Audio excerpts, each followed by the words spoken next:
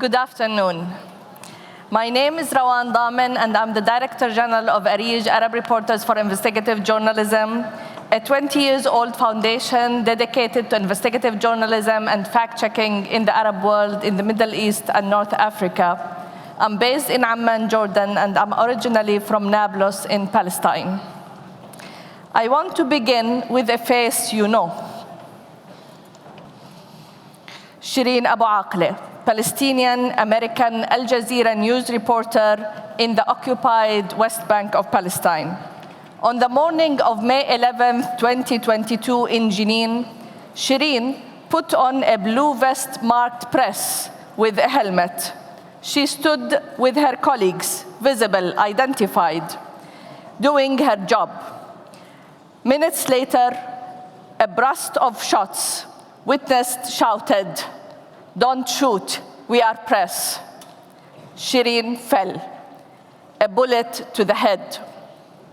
Multiple investigations by Bellingcat, Washington Post, and others reconstructed the scene, the timing, the pictures.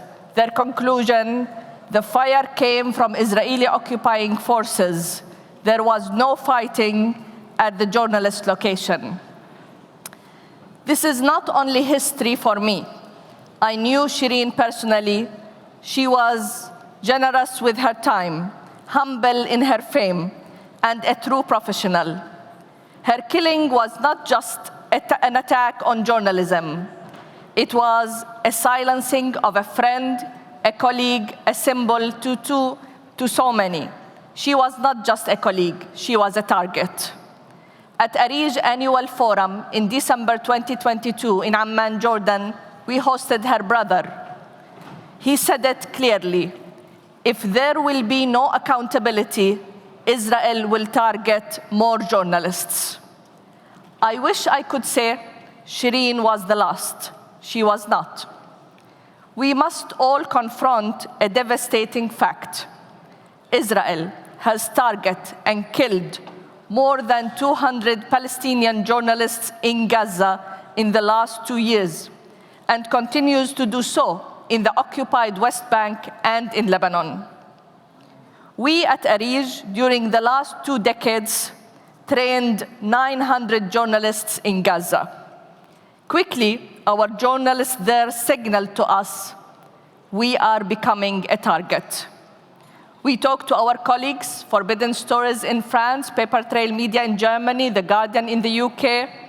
Can we together investigate? We embarked into the Journey of Gaza project. 40 journalists from 13 different newsrooms. Our team in ARIJ has been in daily contact with journalists in Gaza. In June 2024 and again in March 2025, the consortium published more than 30 investigations that verified these attacks. We published in 5 languages: English, French, German, Arabic, and Hebrew. Because truth must never be locked in one tongue. Our work showed patterns, cases, backstories. Each life lost was not just a number, but a person. Was not just a colleague, was a target. These killings of journalists are not accidents in chaos. Human rights organizations call this by its true name, a genocide. At ARIJ, we couldn't stop at our core mandate, investigations and fact-checking. For the first time in our career, we needed to do humanitarian support. ARIJ, with the support of RSF, CPJ, Portacus, crowdfunding, and others, helped 400 journalists in Gaza replace their lost equipment: cameras, laptops, solar panels, microphones, lenses, and then tents, food, and clothes. Supporting electricity and internet to shared spaces and tents, believing the coverage must continue. Because we knew Palestinian journalists are the last lifeline of truth. Our Arab Fact Checkers Network community, 300 fact checkers from 16 Arab countries, work together to support more than 60 media outlets and fact-checking organizations to combat misinformation on what is going in Gaza, using our top-notch linguistic and fact-checking skills. ARIJ conducted surveys of journalists in Gaza twice. Journalists told us they live under bombardment with not a single safe space.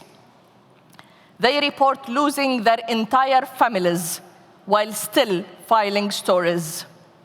They describe filming scenes of destruction while starving themselves.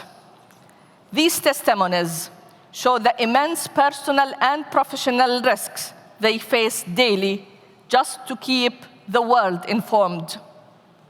The stories are endless. A camera woman who learned to sleep with her tripod under her arm because she might have to run in the night. A fixer who recorded a voice note for his daughter every morning because he wanted her to know his voice even if the worst happened before lunch. A team that chose a roof because it had press painted on it in block letters. The paint did not stop the missile. These are not collateral details. They are the map of a profession under fire. Every day, local journalists fed the global news ecosystem with proof of destroyed streets, of hungry children, of hospitals overwhelmed. You saw their footage before dinner and called it the news. They called it the genocide of today. Now I want to go where too many stories in Gaza end, a hospital. Nasser Hospital, Khan Yunis, August 25th, 2025. There was a strike, then another, the double tap. Among the killed, 5 journalists. One of them was a 32-year-old photojournalist and mother, Maryam Abu Daqqa. Maryam freelanced for international outlets. She told the story of her people with stubborn clarity, and she kept working after losing her mom. On that day, she rushed to help a colleague. She never came back. Her last messages were to her little boy, Ghaith, evacuated abroad for safety. She wrote him, "Grow, succeed, make me proud." A mother's universal brief, a journalist's universal vow. What can we do with this? First, we name what's happening. Shireen in Jenin was not a fog of war ? Investigations point to Israeli fire. In Gaza, the scale of journalist death is without precedent in modern conflict. The pattern documented by ARIJ's investigation, by the Gaza Project Consortium, and by press freedom groups deserved not just outrage, but accountability. It's not a war, it's a genocide. And journalists are being deliberately erased by Israel. Second, we defend the people who defend the truth. That means independent inquirers with teeth. It means sanctions that actually bite when journalists are targeted. It means safe corridors that are real, not tweets. It means visas, gear, trauma care, and income for the local reporters who do the riskiest work for the smallest pay. And yes, it means newsrooms stop outsourcing courage to freelancers while outsourcing responsibility to silence. Third, we refuse to normalize the erasure. When we hear there are no journalists left, remember there were. They had names. Shireen opened a chapter. Maryam closed one, but not the book. She was not just a colleague, she was a target. So here is my ask, simple and unambiguous. If you are a policymaker, make the targeting of journalists a red line with consequences, not condolences. If you run a newsroom, fund the locals, insecure them, name them in your bylines, fight for them when they are killed. If you are the public, stop scrolling past the people who make seeing possible. Lift their names, share their work, demand investigations that don't expire with the news cycle. We began with Shireen, calm voice, steady presence, a professional to the end. We end with Maryam, quick speech, bigger dreams than time, a mother who taught her boy to be brave by example. She wasn't just a colleague, she was a target. Let's make sure the message survives. Thank you.